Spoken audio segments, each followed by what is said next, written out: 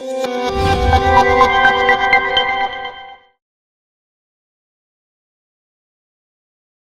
everyone. Pete and I are back with our third podcast. Today, we're going to go over our daily blog posts from this past week. And we talk about a lot of topics here at Website Magazine: e-commerce, design, search, social, among others. Anything that has to do with the internet, websites, what have you. And we put out a lot of good stuff. So we don't want you to miss any of it. So here's a quick recap. Pete is going to walk us through it. Pete, what happened in e-commerce this week? Yeah, obviously one of our biggest topics, and we produce the Ecommerce Express newsletter on every Monday. I think what really stood out this week is a contributed piece from Sean Chapman on what retailers should know about infinite scrolling. It's actually a design practice where kind of items are continually loaded on the page and there's never an end. So we really kind of Chapman really gets into the details of why that's important and what that does to the user experience. So really an interesting read for sure. And then the other really big story is, at least to me and a lot of e-commerce advertisers, is that Channel Advisor is now supporting or it's enabling its users to get their products listed on Jet, which is this really cool new membership-based e-commerce marketplace that isn't even actually released yet. So I think Channel Advisor really showing that they're on top of the game, and this is going to be really interesting to see what Jet's going to do in the space for sure. Okay, cool. So if you're an e-tailer, retailer, get signed up on Jet because they are doing that, and that's going to be interesting. Another hot topic in the community is design, and we talk about that a lot. So what did we talk about this week? Yeah, and we do these newsletters every week, but we're really fortunate to have an opportunity to present some really interesting articles from some really great thought leaders in our industry. So one of the most viewed items this week at Website Magazine was from entrepreneur, growth hacker Jack Dean on the why and the how of using customer feedback to influence web design. Sometimes it's there's a lot of tools out there that cater to that. Yeah, so they talk a lot about design by committee and if that's the best approach, and provide some guidance on how to do that. So really interesting stuff there. And then another really I think useful article is I wrote this one, but it's on useful tools to help kind of webmasters optimize the onboarding process. And what onboarding is obviously getting new users into the service and using it. Which is really sometimes tough to do. So there's lots of services out there that enable anyone to do this, but there are also some standalone scripts that come in really handy if you want to build it yourself. So I think definitely something you want to check out. Yeah, definitely. What's one of your favorite tools? One of my favorite tools, geez, there's so many, but there's a great little product from Zerb, which is kind of like a design agency house that always releases these open source scripts. It's called Joyride, which is really, really interesting and really beautiful and elegant. And I think if I had to focus on a do-it-yourself onboarding initiative, it would be definitely an option for me. What was the name of that one again? I didn't get that quite clearly. It's the script itself is called Joyride. It's from Zerb, Z-U-R-B, which is the company that makes it. Yeah, so definitely check that out. How about search? Search is always changing and evolving. What do we talk about this week when it comes to search? Yeah, we talk about some of the kind of likely what will be the core themes in SEO this year, and Travis Bliffen really did a great job for us profiling 8 things that he thinks are really going to influence success in 2015. He talks about the use of schema markup, the role of traffic diversification, not kind of putting all your eggs in one basket, and this perpetual thought of the use of social media in branding. So he really kind of covers a lot of things, and it's a good article for sure. Awesome. Anything else?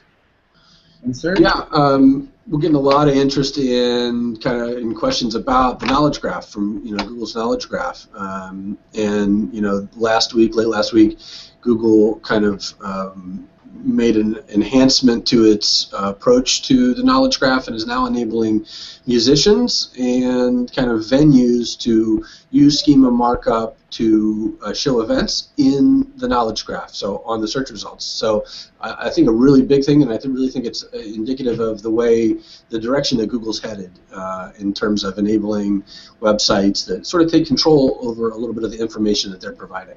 Yeah, I love the knowledge graph. It's something I've been obsessed with ever since they've announced it. I love its integration with Google Now, really, really useful.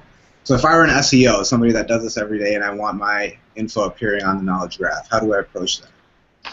I think you do your research at a website like Website Magazine. Starting off, I think we have a lot of great content about that very topic. But I think my first bit of guidance would be to figure out what's possible. Like what kind of information can you mark up that has the potential to appear in the knowledge graph. And then the other is to simply execute. And there are a lot of software systems out there that enable people to do this automatically. And there's also some tools that help you create these individual markup units individually. So that's really important. But again, I think in the end, it's really important just to measure how effective you are. If you're going to do it, you have to be committed to measuring the result. And I think those are some good tips to get started for sure. Right. And okay, so moving on from search, I had a really great conversation last week about new TLDs, top-level domains. Any new news in that space?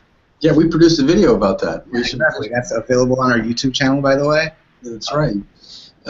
Yeah, lots of big news. I think it's a really, again, what we said in the video is that it's a really dynamic space and lots of things are happening in there, and that's really cool. And it just kind of continually happens. News kind of continually happens. So VeriSign released their domain name industry brief this week. There's roughly 186 million active domains, which is really fantastic.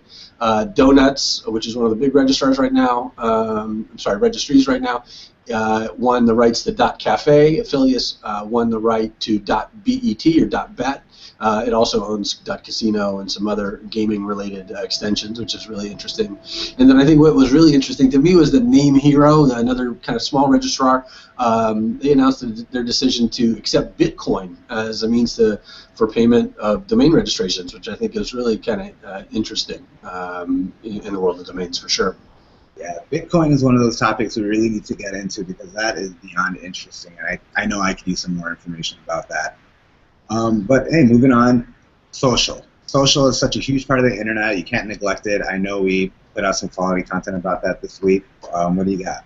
Snapchat is really one of the kind of the big news of the week. They kind of redesigned their app, and it dropped some things and it added some things, both of which drew some attention, a lot of attention really. The first thing is that they removed the best friends feature. I'm not a regular Snapchat user, but it really kind of caused an uproar amongst the portion of their audience. So really interesting. I'm curious to see if that will force a decline in usage. It's a very popular app, obviously, but I think they're kind of designing themselves as more of a content discovery engine, or what they want to do that. So they're kind of importing in content from some big names like CNN and all these others. I don't know if that's again appropriate for the audience. We'll see. I think they might be making some missteps.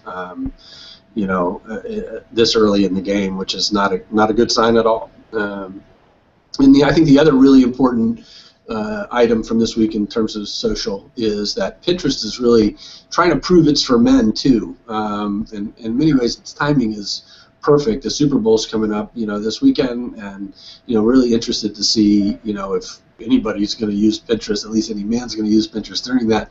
But kind of really interesting. I think it's an initiative really to get more men involved, and time will tell if it's effective. Hey, that's funny you say that because didn't we have a prediction in the January issue about NFL players Pinteresting? So that's going to be pretty awesome, right? That's right. Our jokes are coming true. It's wonderful.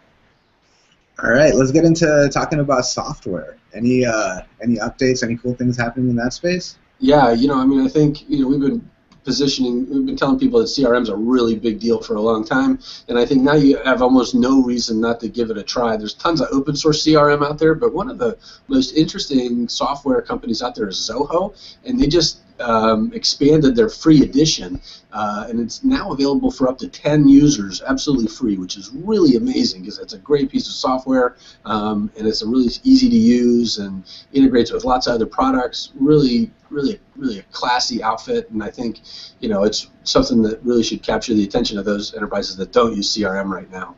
That's great news for businesses just starting out, actually. Yeah, sure. And the other one I think, I'm a big believer in agencies and kind of independent designers and freelancers to use as many private label products as possible. And StreamSend, an email marketing service, has just released a white label product, and it enables them to put their own branding on the back end of these social media platforms and email platforms, and it's a big opportunity to increase revenue. So that's definitely something I would advise everybody just to look at, because those options are out there for sure. Oh, very cool. Yeah, I can see agencies and resellers really taking advantage of that. That's very cool that they're doing that. And finally, let's talk about the mobile space, my favorite space. What's going on there? Yeah, it's actually my least favorite space, so I'm glad that this balances out, Abdul. So, it's really a disruptive thing to the web, I think, as a whole. But we're paying attention to it. Apps are a really big part of the digital experience today for consumers and businesses, obviously. So, we really try to do our best to keep an eye on, kind of things that would be really useful to, the digitally minded enterprise. So that's what we're really kind of interested in. What really impressed me this week is a new tool from SimilarWeb, which is called App Engagement Insights. And what it shows is how many users have a specific application installed, and how many of those users are using it each day. For me, it's a game changer if I'm building an app, because it'll enable me to prioritize features that are sort of in line with users' expectations. So again, if you're building an app, this is something that you definitely need. That is awesome. That's a lot that we covered today. So yeah, if you guys aren't following our blog yet, I'm going to link to it below so you can check it out. I'm also going to link to all the articles that we talked about. Pete, any last words? Not any last words, but any last words to our audience for this video? Thanks. Good clarification. I think there's stuff every day at the magazine, so you definitely want to check it out. You want to follow us on social media: Facebook, Twitter, Instagram, actually too, and Google Plus, if anybody uses that. Yes, I hope you do. So definitely do that. Follow us on social.